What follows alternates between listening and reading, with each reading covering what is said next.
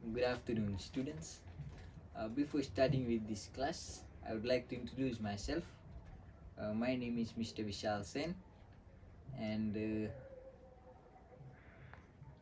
my student ID is S1114833, and the date on which this video is recorded is 3rd October 2020. So let's begin with this class. And today we'll be doing something extra and something different. As our previous lesson, we were doing language of business, and by now you all should be familiar with what language of business is. And in today's class, we will be talking about language of advertising. So that comes under English varieties, and most of you must be knowing what advertisement is. And in our previous class, we have looked on to language of business, and it is much easier. The language of advertising is much easier than language of business. So our learning objective by the end of this class, students should be able to define what language of advertisement is and their features. They have different features in it. For example, linguistic feature, non-linguistic features, jargons, etc. So these all come under, this is all the subtopics that will cover the main topic, which is language of advertisement. So basically, I'll be discussing some notes with you. I'll be discussing what language of advertisement is, and you as a student should make note of the important point that I am highlighting today in the class. And at the end of this class, I'll be giving out some worksheets. The questions are based on language of advertisement, and in your exam, in your final exam, this will be tested. So it is very important for you all to know what language of advertisement is. So firstly, are you all ready for class? Okay. So firstly, as you know, language of advertisement, this is very important, right? And anywhere you go, you see advertisement, you see billboards, you see pictures. When you buy newspapers, you see advertisement in there. Many people do advertisement, and this is not for the sake of doing the advertisement, but it is for a purpose. This language of advertisement has a purpose. So basically, what language of advertisement is, make sure you note down the important points. So language of advertisement is basically used by the commercial companies to advertise their product, right? It is used by the companies, and they use language of business, a language of advertisement, to advertise their business. For example, if you buy a newspaper, right, there's some section, or probably in anywhere in the newspaper, you'll find advertisement. For example, there's a special on some food items. So it is under the supermarket, for example, soap and safe, right? So they giving out one page picture which is very clear and very eye-catching. So there's written, okay, number 15 chicken, 10.95, right? They are advertising their product, right? So when you see the newspaper, or you see number 15 chicken is 10.95, so it attracts your attention, right? This is what language of advertisement is.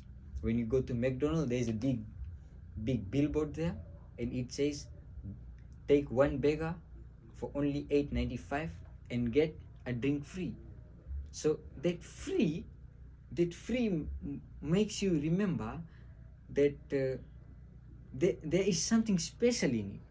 So if you buy a meal, bega meal, you'll get a juice free.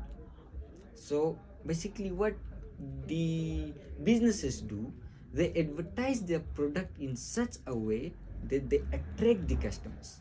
All right, they attract the customers go and buy, and they gain from them. Right, they gain from that advertisement. So basically, there is a feature in that. So first feature I'll be highlighting today in our class is non-linguistic features. Non-linguistic features you all must be knowing, as we have covered previously in language of business. Non-linguistic feature are the features that does not include language in it, right? It does not include language, sentence structure. It is something do with the art, right? It's something they play and they make you to buy that product, right? So basically, most of the language of most of the advertisement, they use bold prints, right? They are not using it for the sake of doing that, but they are using that to attract the customers. So if you are reading a newspaper, for example, and you come across with a thing in bold, free, right, or something cheaper, so you will go after that. So the purpose of this bold print is to it's eye catching, and it attracts your attention towards it, right? The second feature that I'll be discussing today is linguistic feature. So linguistic feature is dealing with language, the type of language that the advertisement have.